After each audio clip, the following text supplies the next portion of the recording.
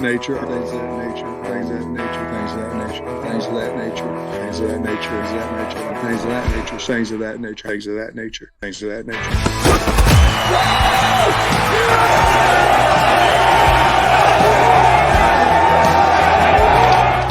Well, what's up, everybody? Welcome into the Pot of That Nature post-game accountability session following Arkansas's 58. Yeah, that's right. 58-25 win over a hopeless Mississippi State team down in Starkville. Arkansas took care of business in a game where people expected them to take care of business. So you love to see it. Here's what we do on this thing. Every game, pregame, we do a Pot of That Nature pregame show where we talk about some of the boxes that Arkansas needs to check to get out of town with a victory. We throw out some pregame challenges to some key players, and we make some bold predictions. The accountability session is exactly that. We come back in the aftermath. We hold ourselves accountable. Andrew Ellis, my man, how you doing? You ready to do this? I'm doing great, man. I'm ready to do this, and I always try to think of, like, you know, what is the biggest homer, the biggest Arkansas fan of all time that's going to make all the excuses. Like, when they play horribly, I'm like, what are they going to, like, what's their spin going to be? Yesterday was a day where I'm like, if you're the biggest hater of Arkansas football ever, what's the spin you're going to have? And it's not that hard with Mississippi State. You can just be like, oh, they suck. But I feel like yesterday's game was one where if you had set the parameters on Friday as an Arkansas hater of like what they had to do for you to not hate on them, I feel like they accomplished most of it, most if not all of it. And so it's good to see Arkansas respond to a challenge in this way. And some of the guys that we challenged responded pretty well individually. Yeah, no doubt about it. That was a get right game in the purest sense of the word, and you love to see it. They needed that, and it's kind of like we said on the post game show yesterday.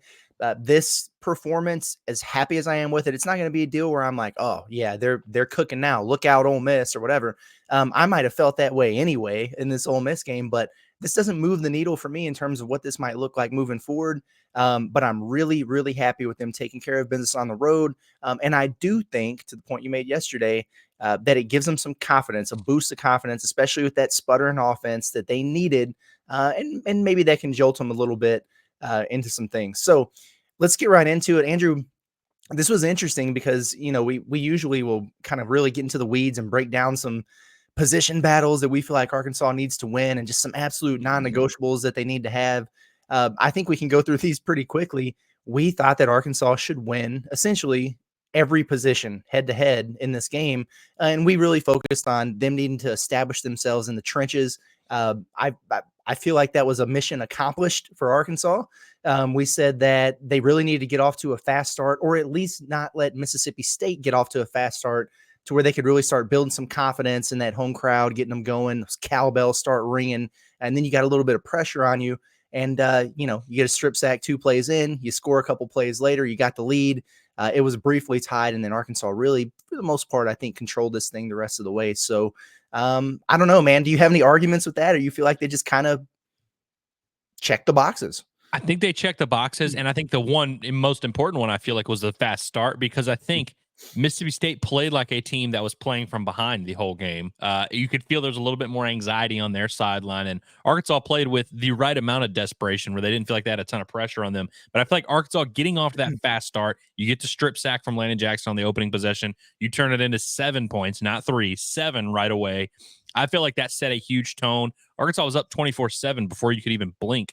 And now Mississippi State did have a huge touchdown to answer that opening drive touchdown. But I felt like Arkansas did a really good job of kind of setting the tone right away. And Mississippi State was never able to really get back in the game, even though they would have some little moments here and there. And they couldn't get past the weird spell Arkansas placed on the 1-yard line. But I felt like early on, Arkansas's start allowed them to settle into the game, which, again, like you said, you have to do when you're on the road against Starkville, against the team in Mississippi State that's looking for anything to cling to in terms of hope, in terms of confidence. Arkansas did a good job of kind of putting that away right away. Yeah, for sure. They're going to have to find that magic against UMass or whoever the hell it is they play next week.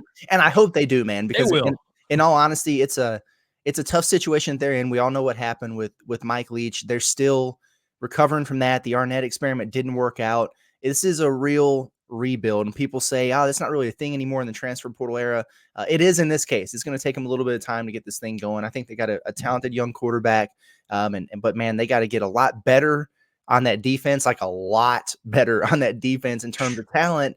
And you know, they had some dudes out on the defensive front, and Arkansas should have gashed them, and they absolutely did.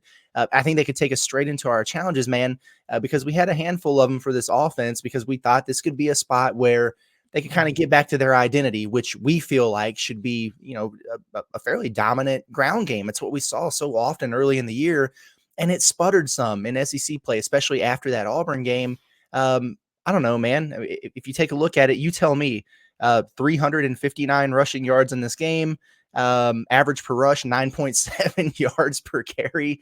A little bit ridiculous there. Your first challenge, Andrew, was to one Braylon Russell, who we thought would be getting the start and a heavy workload. And yeah, he did.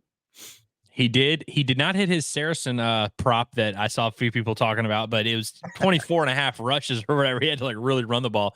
But I issued the challenge to Braylon Russell a little bit for the reasons you mentioned, where Arkansas hasn't been running the ball particularly well for a while now, even in matchups where we thought they might have a good chance to, like the LSU game, for example. And so we always kind of wondered, like, okay, has this Arkansas run game just completely dissipated completely? And I know Patrick Kudus was back in there at left guard, so that helped him, sure. But it was really starting to be an issue where, like, hey, does Arkansas still have that capability to just turn around and hand the ball off? And Jaquinton Jackson's out of the game. And so Braylon Russell was kind of the guy where he needed to step up. And Sam Pittman, you know, gave his old soliloquy about bringing him into the office on Monday and really making sure he knew they were going to ride him hard. And they rode him hard, Curtis, and he rode him to victory. I mentioned on our our pregame show, you gotta ride the horse. The player the horse has to win the Kentucky Derby, but the coach has to be there smacking his ass.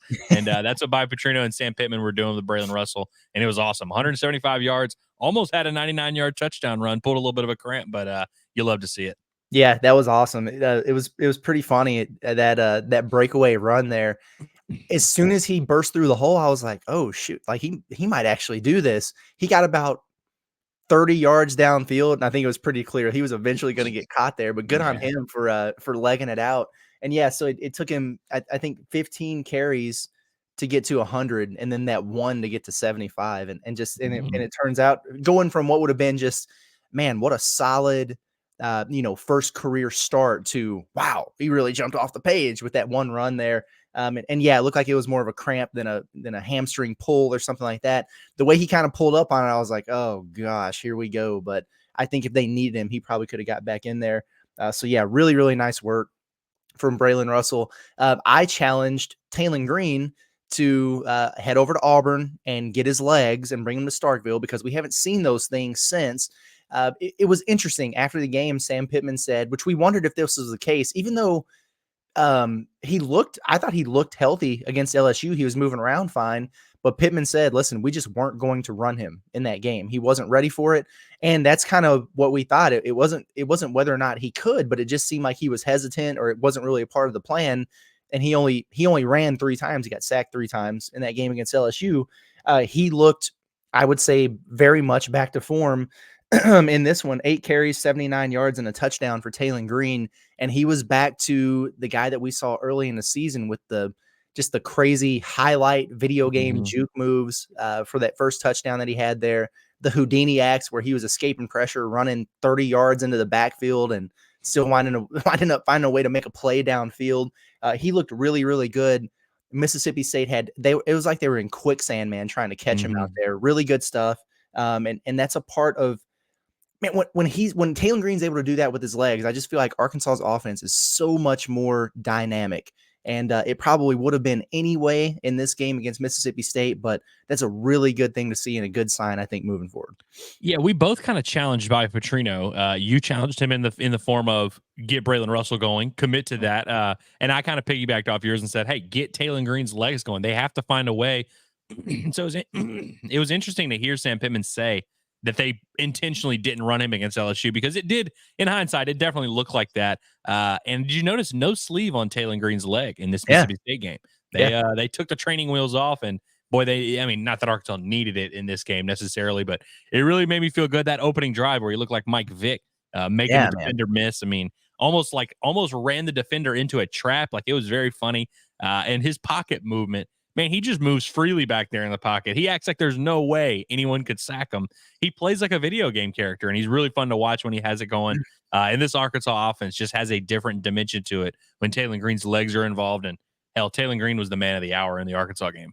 Yeah, no doubt about it. And don't worry, folks, we didn't forget what he did through the air. We're going to talk about that a lot when we get into our post-game report card, which will be the next thing you see pop up on the feed and over at Inside Arkansas. But moving on to a couple more challenges. Andrew, you had another one defensively. We both had one defensively. You threw out a challenge to Xavier Sorey, who maybe didn't have his best performance against LSU. He racked up, I think, 3 missed tackles, which is kind of uncharacteristic for him. He has been, kind of the guy who spearheaded what's been a really, really solid linebacker core for Arkansas all season. I will go out on a limb for you and say he accepted your challenge. I thought he was really, really good in this one. Yeah, I mean, 11 tackles led Arkansas. Really solid grading wise from PFF, which is not the end all be all, but when you're pushing that agenda, you need something to back you up. Finished with a 74.9 overall grade. They charged him with only 1 missed tackle, but he logged a quarterback pressure as well. Was just graded out really well on the PFF side. Had the 11 tackles, also had a pass breakup and had an interception, which I wasn't even really expecting that to happen whenever I issued this challenge. But hey, it's hard to say challenge not accepted. I feel like that was one of his better games of the year. And, again, Xavier Sorey's been pretty good this year. Last week was kind of the only week where I'm like, it's a little bit weird from the Arkansas linebackers. And so, yeah, like you mentioned in the report card, we'll be giving those guys some props. That was good to see. Yeah, no doubt about it. Mine on defense was on the back end, where I do think Arkansas still got some questions that they need to figure out back there. Yeah, but we can get into that as we start talking about this Ole Miss game moving forward. And obviously, as good as the linebacker grades might be in that report card, we'll see about that secondary. But I threw it out there. I just wanted to see a defensive back get a takeaway. I'm mad at myself because I should have just left it at that.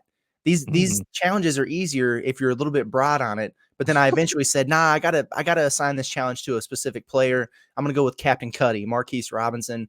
He did not come up with a takeaway in this game. He did come up with a pass interference. He did come up with a lot of flappy wings after plays that he didn't make. But whatever. Hudson Clark, of all people, is the one who came up with the takeaway back there. A couple. He had an interception. He had a fumble recovery at the goal line. That was started by Miguel Mitchell. Hello, Miguel Mitchell, which is nice to see. But so it wasn't Cuddy. So his challenge not accepted from him, but defensive backs from that standpoint and creating a little bit of havoc. Yeah, absolutely. Because here's the deal. Arkansas was about the length of a football away from this game being entirely different with some of the stuff that Mississippi State had going on around the goal line.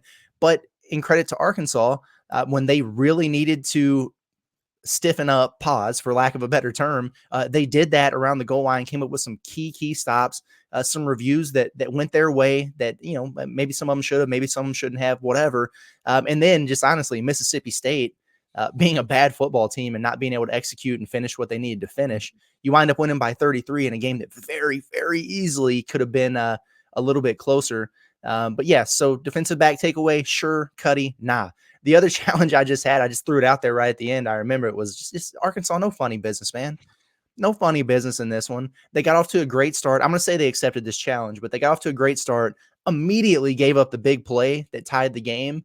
And I was like, oh God, here we go, man. But it was Mississippi State with the funny business, man. It was unreal. The dude who thought he had a touchdown and didn't, he throws the football into the stands. They're getting strip sacked. They're all over the place. Arkansas, for the most part, I thought did a really nice job of just kind of sticking to the game plan, limiting the mistakes, and just kind of handled their business without any of the funny variety. So good on them. Bold predictions. We had a handful of these. The first one that I threw out there was that Arkansas would double at least their SEC scoring average in this game against Mississippi State. They came in averaging 17.5 points per game. Gross. So I thought they would get 35 or more. Yeah, they did that. They probably could have done it by the end of the first quarter if they wanted to. But yeah, 58 points in this game. Great stuff, man, because with the exception of last week against LSU, Arkansas has done a pretty good job of moving the football, kind of racking up the total yardage. They haven't been finishing drives. They did in this game. It was insane that they were 0 of 7 on third downs but then 9 of 9 in the red zone, and they score 58 points in this game. It was hilarious to me. But yeah, I mean, that's a bold prediction that came through. You had one that I came through, twice, Yeah. I guess, but you said Arkansas forces at least 2 turnovers.